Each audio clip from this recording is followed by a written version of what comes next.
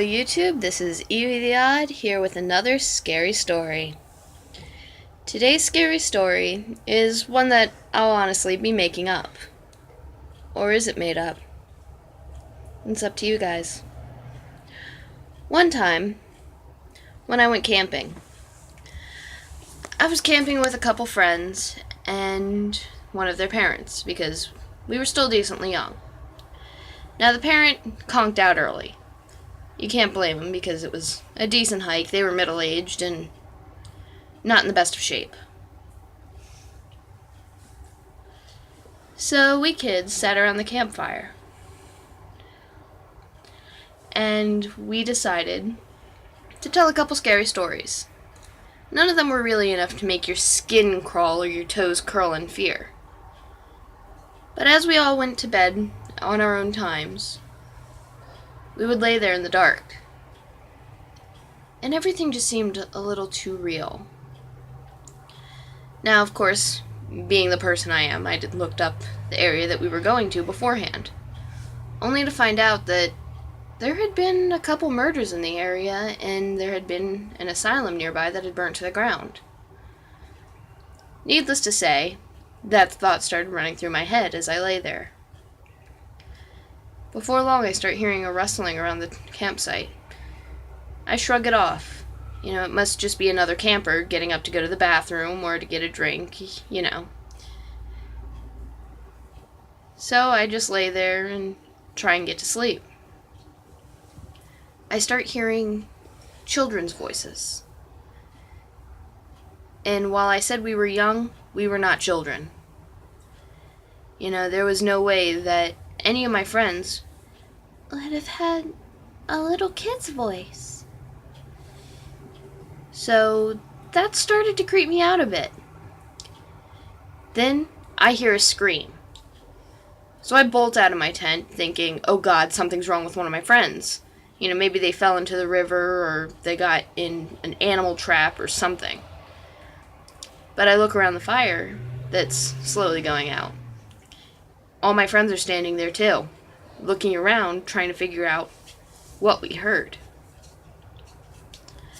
We all look at each other, and after figuring out that we were all there, we knew that the scream wasn't one of us, and it wasn't our chaperone who was still snoring.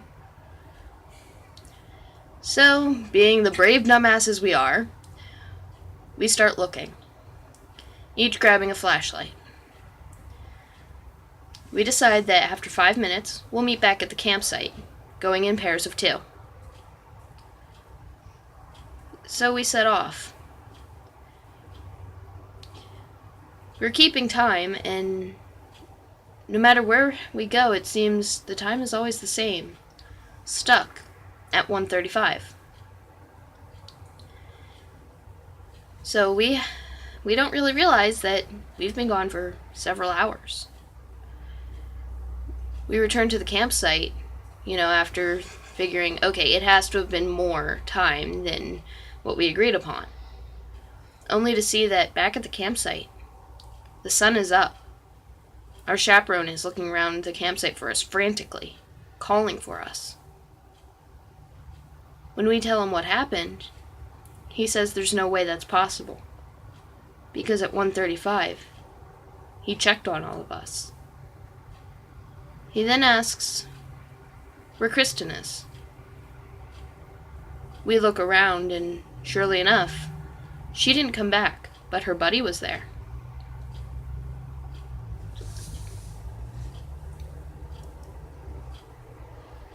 So,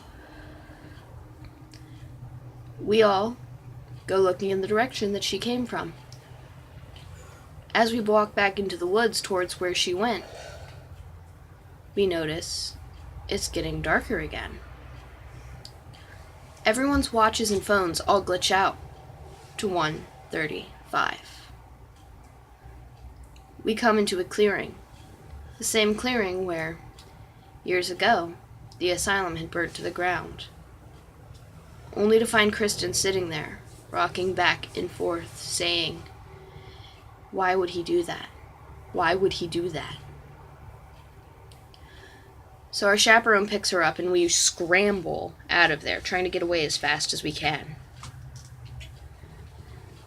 When we finally get back to civilization, she finally calms down. No one was really comfortable with asking her, so being the blunt person I am, I'm like, what the hell did you see? And she told us. She saw what actually happened to the asylum. A night guard decided that he had had enough of dealing with the children who would run around at night and try to escape. So after restraining them all to their beds, he took gasoline and poured it on them, through every room and the halls, down the stairs and outside. He lit a match and dropped it. Before long, the whole place was up in flames, the children screaming as they burnt alive. To this day, I'll never go back to that clearing, and none of us really talk anymore. In fact, I don't even remember their addresses. So, next time you're out camping, don't leave your tent when you hear the screams. Good night, kitties.